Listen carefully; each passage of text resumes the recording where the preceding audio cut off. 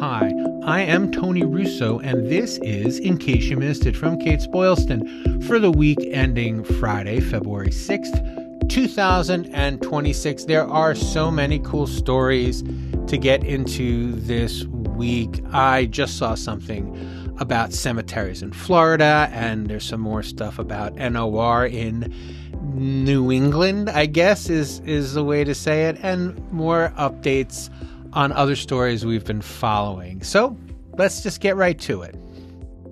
The Ministry of the Solicitor General in Canada talking about the number of unclaimed remains in Ontario. The increase has been dramatic over the last 2 decades, rising from 145 cases in 2006 to 1,710 cases in 2025. And they break it down by region, and there is a link to all of those things in the show notes. About 23% of people were unable to claim the remains for financial reasons. That is, they couldn't pay for a disposition, and so they had to leave the body with the state to take care of it. An interesting one, though, because 28% are fetal remains not claimed by the parents, and I wonder... That seems like a lot. That's with the exception of 35%, which were people who could not be identified. They couldn't find a next of kin. So that's the largest percentage. The second largest percentage, though, are fetal remains, and that feels like it's grayer than people might want to make it. I don't know. Of that 28%, it's not clear how many are lost pregnancies and at what term. And, you know, it's something under a certain age, under a certain weight, we know, and we've covered before. It's not necessary to claim the remains, although many people do, and that's a separate issue. But this 28% kind of really rings my bell as a number that that kind of gives lie to this jump in unclaimed remains over 20 years. I'd love to see if this was the kind of thing that was being tracked back in 2006, which I will look into, and if I can find out, I will let you know. But the 23% of people who could not afford to pay for the disposition of their loved one, that's something that's tough. And of course, we've done lots of stories here and talked about lots of stories about how to handle indigent remains. So anyway, there's a link to this. It's a really fascinating report in the show notes. Next up, I'd like to talk about the Matthews earning call just briefly. We have a full report in Funeral Service Insider, the newsletter, which will be out on February 12th. What I wanted to talk about, though, are kind of like a weird conspiracy thing. And I don't know if I'm the last guy to recognize this or if this is something that's not commonly recognized. And that is their uptick in memorial, like mausoleum sales, like big ticket item sales. We've been speaking for the upcoming cemetery grounds and structures event. We've been speaking with some people who make mausoleums, and the interesting thing that they said in the Matthews report yesterday is it's up, and they don't really know why, and they never do. There's always a couple big ticket items that are purchased that kind of carry them through, but they don't know when they're going to come. And that's something that they report on every time. But what I have just been made aware of, I'm working on another story about insurance because I love insurance. But one of the things that I think might be underreported is something called the Medicaid paydown. If you're not familiar with this, if they find out you have any money before you die, they take all your stuff. And so people, and they is the government. And so people with some money have to try to find a way to spend it before the government takes their house, if they have a stroke, God forbid. So one of the things that doesn't count against your Medicaid, quote, income, unquote, is if you make a large purchase that is a pre-need purchase. If you buy funeral insurance, and you can buy funeral insurance for anyone you want, which is something that I've only recently discovered. So in other words, if you buy a mausoleum, a family mausoleum, and you write a check for a family mausoleum, that doesn't affect your ability to collect Medicaid. And I just thought it was an interesting crossover, especially as Matthews was talking about how well they've done, and they have done pretty well. And again, we have the report on that in Funeral Service Insider. The other thing that they brought up is how they've been trying to balance their tariff liabilities. And it was interesting because just the week before, we'd been talking with people who say the way that they fight tariffs is by having a bunch of different vendors. And, when American-made prices go up, they buy foreign. When foreign prices go up, they buy American. It's a lot of turning on a dime here. But I thought it was really interesting that the price of copper going up had been hedged by Matthews. So they were able to make things out of bronze, by also watching the copper market very closely. And, I don't want to seem overly sensitive about it because I'm not, but there was a complaint that I had done too much of this corporate coverage. And, I asked, and everybody else seems to be fine with it. So I think not too many of you don't like the corporate coverage, but I think it is an order of magnitude that has to be, reconciled with. I mean, when you're talking about trying to compete, I guess, against larger entities, I mean, Matthews has a guy whose job it is to watch the copper prices and knowing that they'll need the copper. So when there's a dip, they buy as much copper as they need so they can get as much bronze as they want. And it was a really interesting insight into some of the ways that they can kind of continue to make their margins make sense. But anyway, there's a story in FSI. I can't link to that report because it's not out yet, but it will be. And if you are a subscriber, it will be in your inbox next Thursday. I'd like to file this under the I hope it's not bad news section of my report. The Alabama State Governmental Affairs Committee advanced Senate Bill 107, which proposes a modest administration fee to cover state oversight of pre-need funeral contracts.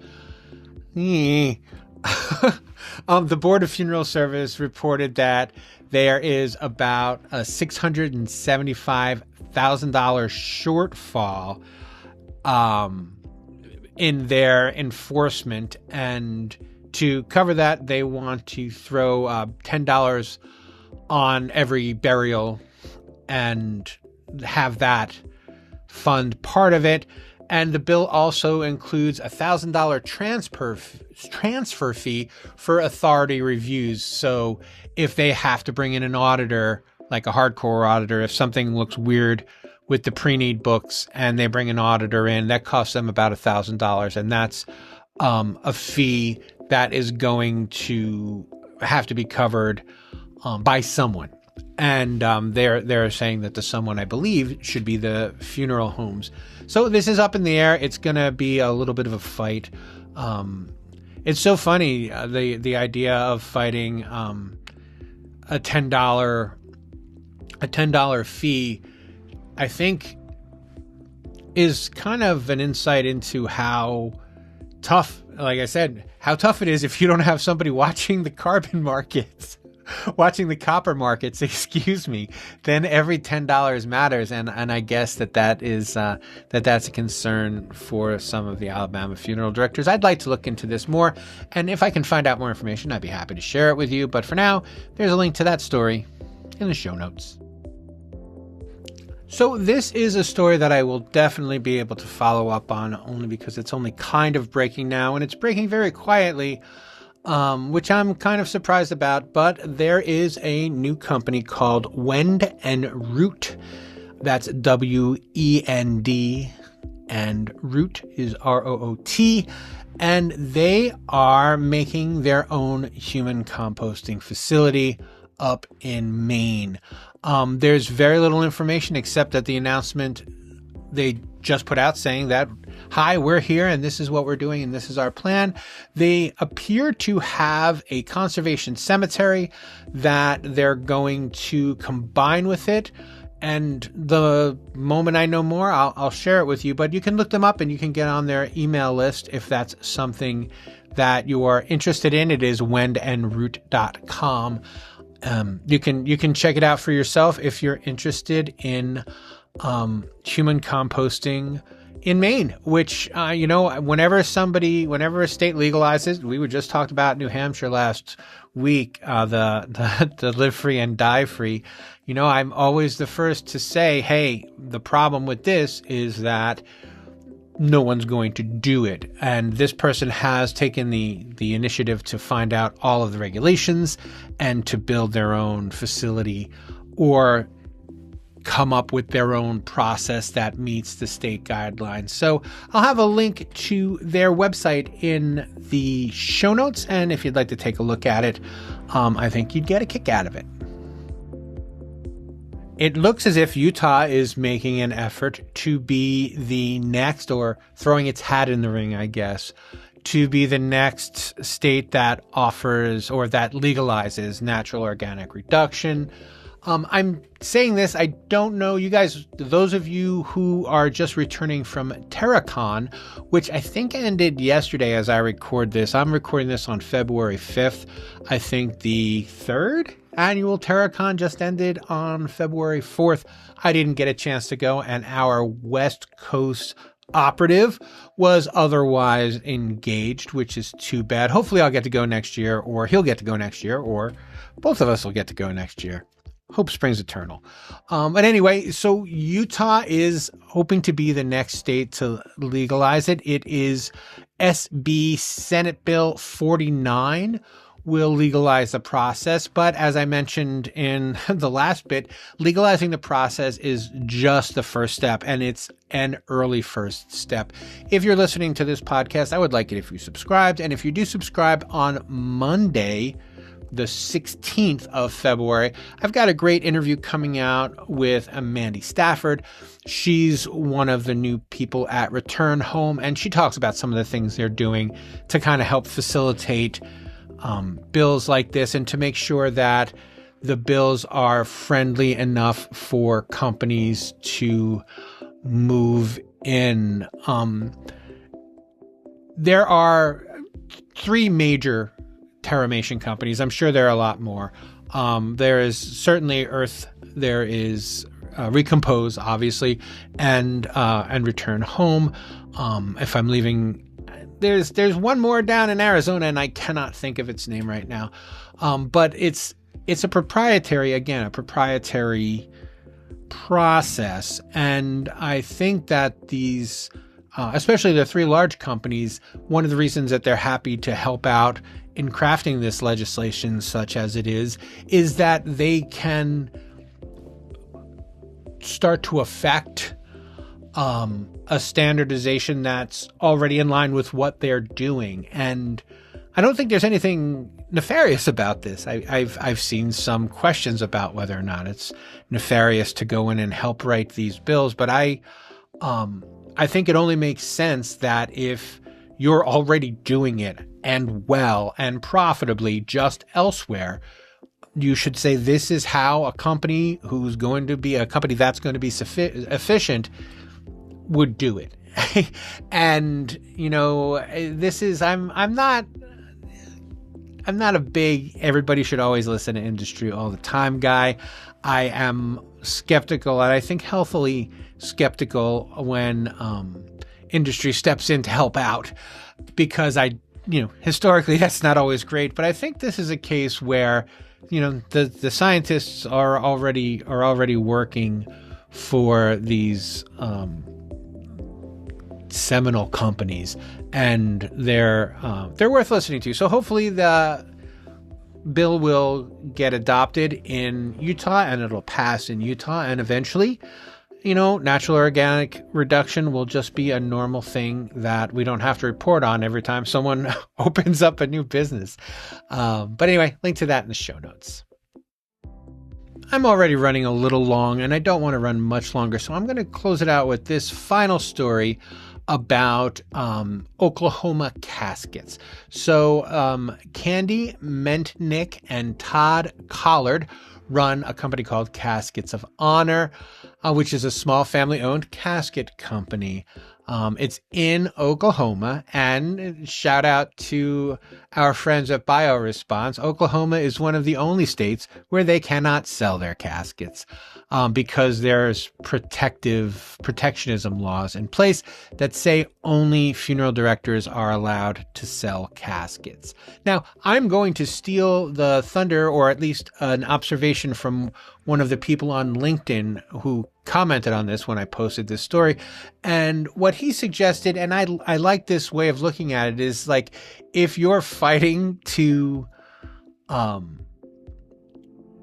get casket profits in a world where there are so many better ways to serve families and also earn a living, you're probably not long for this world, or you may not be long for this world. So I think that's an excellent way to look at it.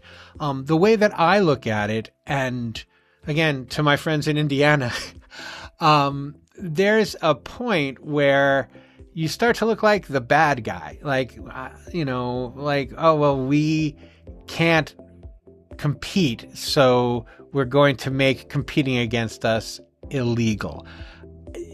Eventually it all comes out in the wash, and maybe Oklahoma will be able to crush these two senior citizens and keep them from ever selling one of their homemade caskets in the proud state of Oklahoma. And I think that won't help casket sales in Oklahoma. Every hour you spend on the phone to your legislator fighting the casket legislation. Oh, I'm sorry. So anyway, so they're getting sued. I left that part out. The Institute for Justice, which has successfully sued Indiana over the death doula thing, and California over the death doula thing, is now suing Oklahoma over this ban. There are 3 states. I believe it's Oklahoma, Tennessee, and Louisiana. Louisiana, I think, was the first state that I heard that there were crazy, bizarre funeral laws when I had first started. I think it's Louisiana, where you have to have 12 caskets on site to be a funeral home. That's not a law that held up well. But this notion that, I think if I were a funeral director, which I am not, but no, I'm not in as exciting a future business as funeral directors are. I would worry that they're saying that being a funeral director is needed to sell caskets. I think that really diminishes, what funeral directors really do. And I think fighting to be the only ones in Oklahoma who are allowed to sell caskets is so wrongheaded.